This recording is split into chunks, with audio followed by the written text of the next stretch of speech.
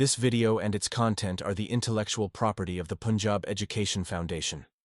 It is intended only for educational and professional training use. Any unauthorized copying, editing, or redistribution of this material is strictly prohibited. Rahman Rahim. Dear teachers and students, Assalamu alaikum. आज lecture number 3 unit number 1 class 1 की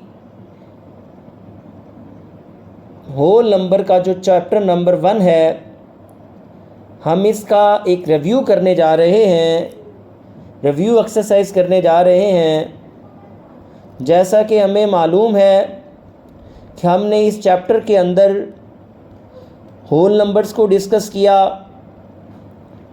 और हमने identify zero as a number किया, हमने ascending descending order को discuss किया, हमने ordinal numbers को डिस्कस किया, हमने 1 डिजिट नंबर को डिस्कस किया, हमने 2 डिजिट नंबर को डिस्कस किया। इसी तरीके से हमने पूरे चैप्टर के अंदर मुख्तलिफ टॉपिक्स होल नंबर्स के जो थे उनको डिस्कस किया। तो प्यारे बच्चों, हमने मुकम्मल अदाद यानी होल नंबर का सबक पढ़ा, सरगर्मियाँ की और मुख्तलिफ सवालात हल किए। अब वक्त है ये देखने का कि आपने कितना सीखा। हम एक दोहराई की मशक यानी रिव्यू एक्सरसाइज करने जा रहे हैं ताकि हम अपनी समझ को जान सकें। घबराने की ज़रूरत नहीं है, ये मशक आपकी याददाश्त को ताज़ा करने और एतमाद बढ़ाने के लिए है।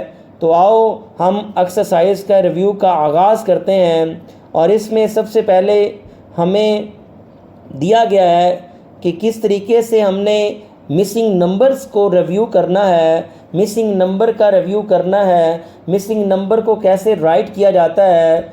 इसी तरीके से पेज नंबर 40 से लेके पेज नंबर 41 और पेज नंबर 42 तक ये हमारा एक पूरा का पूरा चैप्टर रिव्यू क्या है। तो सबसे पहले हम राइट द मिसिंग नंबर्स करने जा रहे हैं। इसमें हमें नंबर्स दिए गए हैं, यानी 56 से ऑनवर्ड 60 तक फर्स्ट रो के अंदर नंबर्स दिए गए हैं और हमें बताया गया है कि मिसिंग नंबर्स कौन से हैं, यहाँ कौन कौन से नंबर्स आते हैं। तो हमने 56 के बाद 57 आता है, 57 के बाद 58 आता है, 58 के बाद 59 आता है। इसी तरीके से 56 से लेके 60 तक अगर हम मिसिंग नंबर देखें तो इसमें 3 नंबर्स मिसिंग हैं, यानी 56, 58, 59।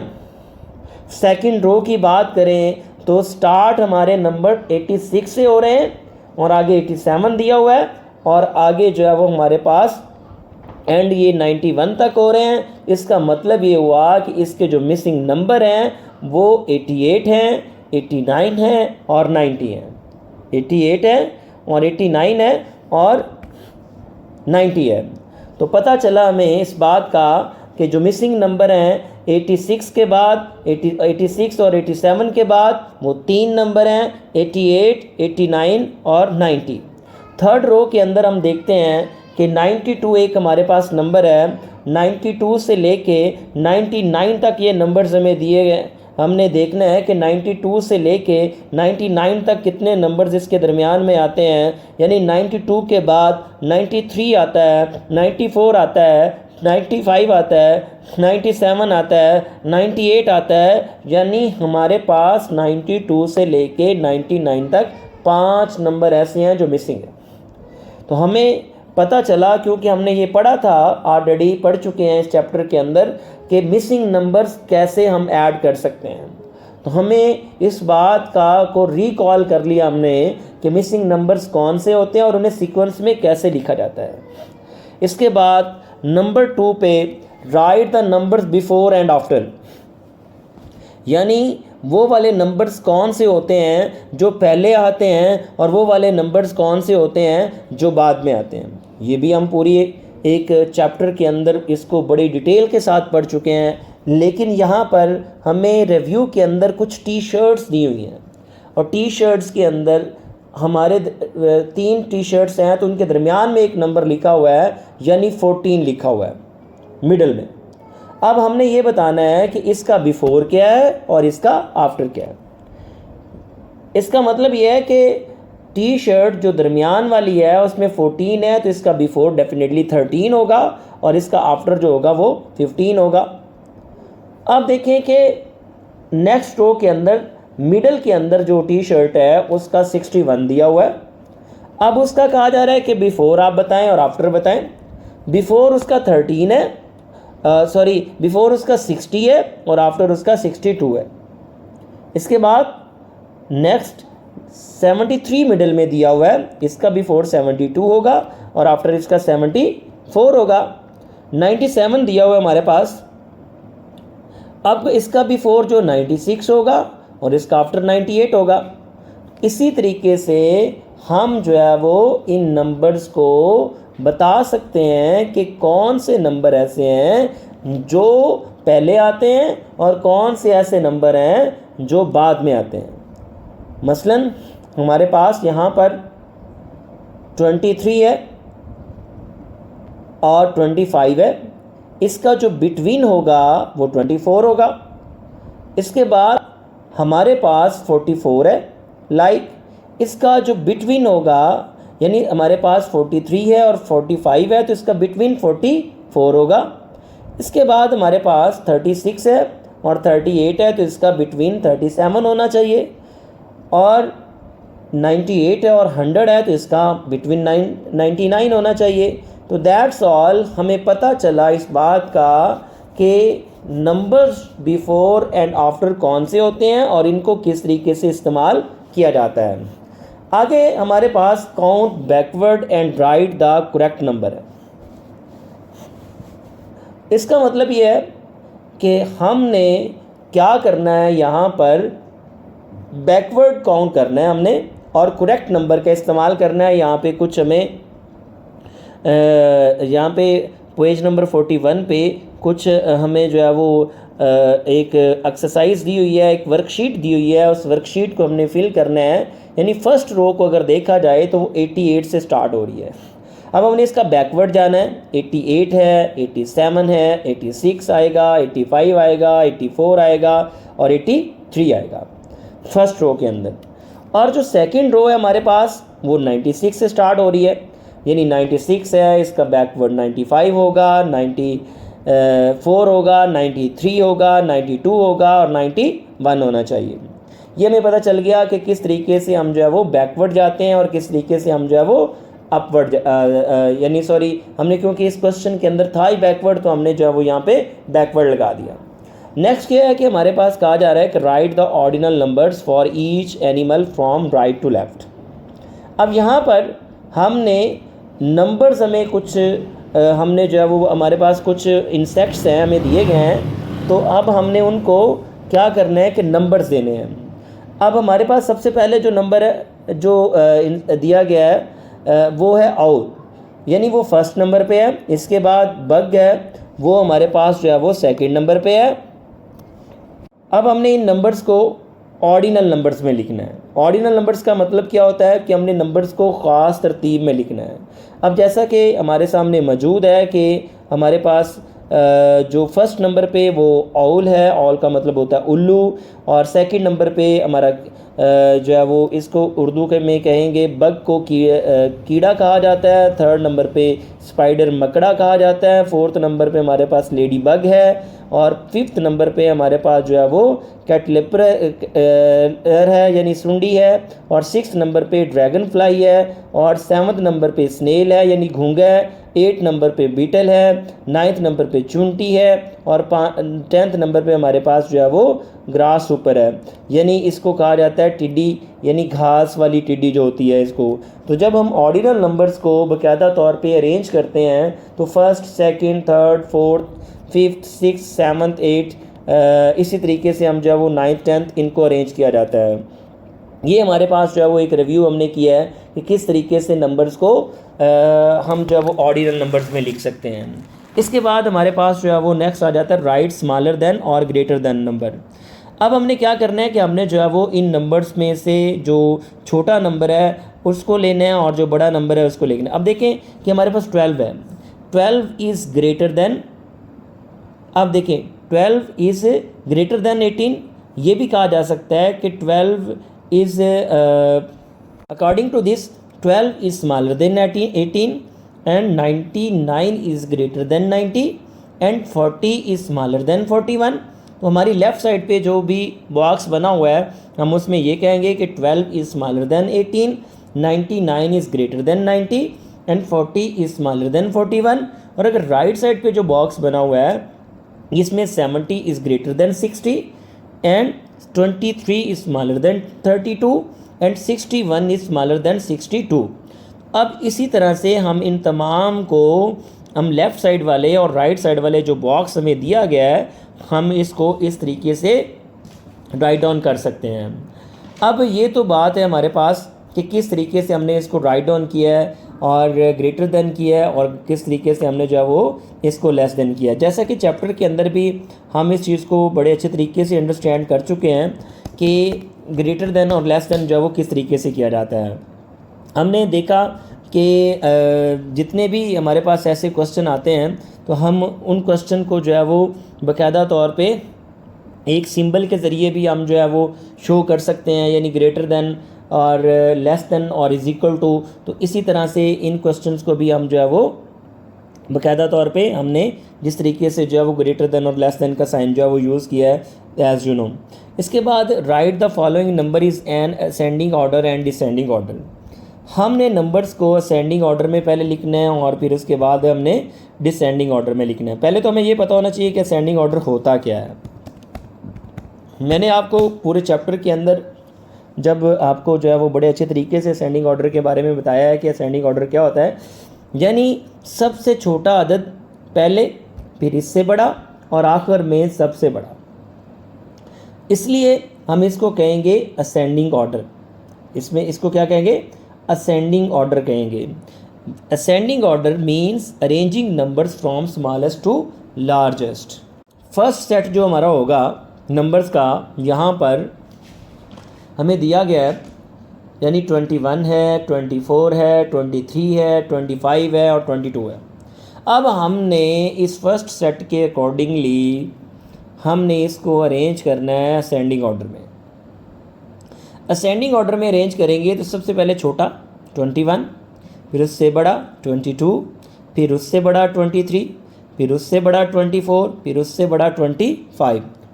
इस तरीके से हम इसको अरेंज कर सकते हैं। सेकंड सेट जो हमें दिया हुआ है असेंडिंग ऑर्डर का वो है जी 45, 47, 49, 46 और 48। अब हमने इसको अरेंज करना है असेंडिंग ऑर्डर में। सबसे पहले हम 45 लगाएंगे, उसके बाद 46 लगाएंगे, इसके बाद 47 आएगा और इसके बाद 48 और 49 आ जाएगा। इसी तरह से हम जो है वो असेंडिंग ऑर्डर में इसको अरेंज कर सकते हैं। नेक्स्ट हमारे पास आ जाता है right the following numbers in descending order. Descending order क्या होता है? डिसेंडिंग ऑर्डर में हम क्या करते हैं कि डिसेंडिंग ऑर्डर के अंदर हम अरेंज नंबर्स को करते हैं लार्जेस्ट टू स्मॉलेस्ट, यानी descending order means arranging numbers from largest to smallest. अगर हम फर्स्ट सेट को देखें यहाँ पर तो 63 है, 65 है, 62 है, 66 है और 64 है।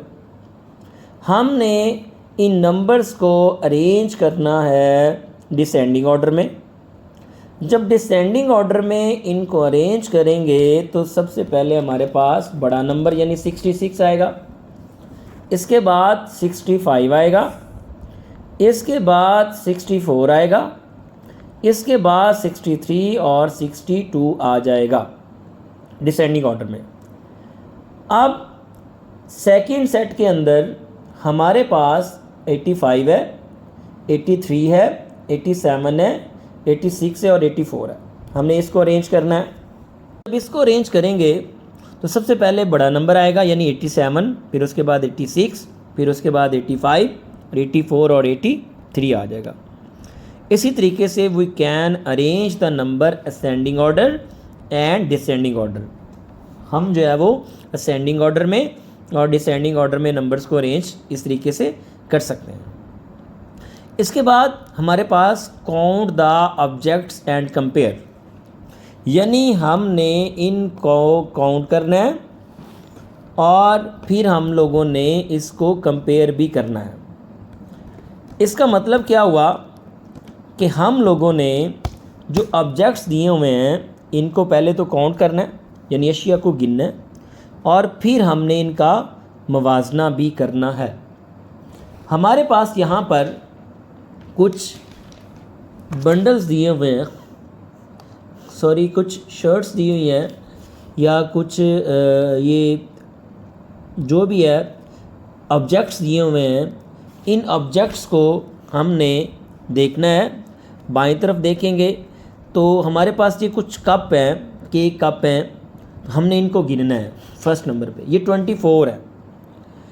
अब क्या है, एक तरफ 24 हैं और एक तरफ 20 हैं, तो क्या है सवाल कि 24 और 20 से, यानी 24 से क्या है, या हम कह सकते हैं 24 से ग्रेटर देन है या लेस देन है। पहले तो हमने इसको गिन लिया, उसके बाद गिनने के हमने ये बताना भी है कि कौन सा नंबर बड़ा है।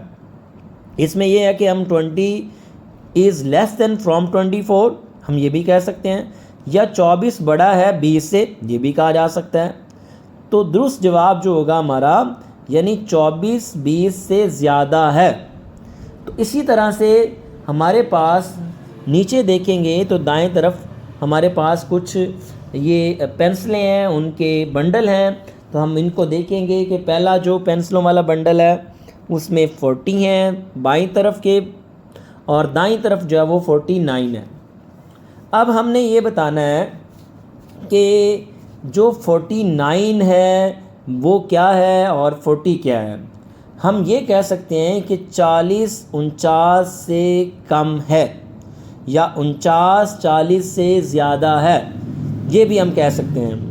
इसी तरह से हम जो है वो ये भी कह सकते हैं कि 49 is greater than from 40, we can say 40 is greater less than from 49। हम इसी तरीके से भी इसको कहा जा सकता है।